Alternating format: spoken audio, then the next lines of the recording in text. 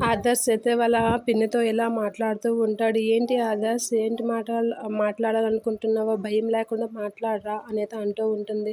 "అది కాదు పిన్ని" అని చెప్పేసి తను గొణుకుతూ ఉంటాడు. "ఏంట్రా, ఏం చెప్పాలనుకుంటున్నావో ధైర్యంగా చెప్పు. నేను చెప్తాను, నేను అక్కకి చెప్తాను కదా" అనంటే, "ఆ నమ్మకంతోనే నీకు చెప్తున్నాను పిన్ని. నేను చెప్పింది యాజ్ ఇట్ ఈజ్‌గా మా అమ్మకి చెప్పు" అని చెప్పేసి అయితే అంటూ ఉంటాడు ఆదర్శ్. "సరేరా, ఏం చెప్పాలనుకుంటున్నావో చెప్పు" అనేది అంటూ ఉంటుంది. ఆ మాటలకి ఆదర్శ్ అయితే ఇలా అంటూ ఉంటాడు. "నేను ముకుందాన్ని పెళ్లి చేసుకోవాలనుకుంటున్నాను" అనేది అంటూ ఉంటాడు. ఆ మాటలకి రేవతి అయితే చాలా హ్యాపీగా ఫీల్ అవుతూ ఉంటుంది. "అదే పిన్ని, ముకుంద అంటే అది మీరాని" అనేది అంటూ ఉంటాడు. "అవునురా, నాకు అర్థమయ్యింది" అనేది అంటూ ఉంటుంది.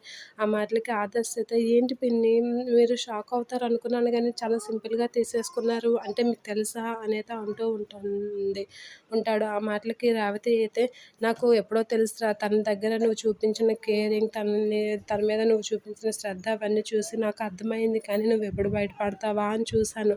సరేలే, నేను చెప్తాను" అనేది అంటూ ఉంటుంది. "ఏం చెప్తావు పిన్ని" అంటే, "నువ్వేం చెప్పావో అదే చెప్తాను" అనేది అంటూ ఉంటుంది.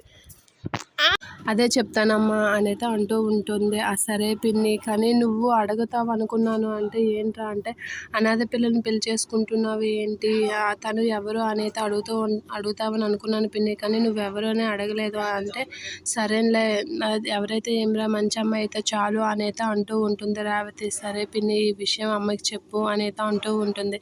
"సరే, నేను ఈ విషయం అమ్మకి చెప్తాను కానీ అసలైన దాన్ని అమ్మాయికి తెలుసా" అనేది అంటూ ఉంటుంది రేవతి. ఆ మాటలకి, "తెలుసా, బయట నుండి మీకే తెలుసు, తనకి తెలియకుండా ఉంటుందా" అనేది ఆదర్శ్ అంటూ ఉంటాడు.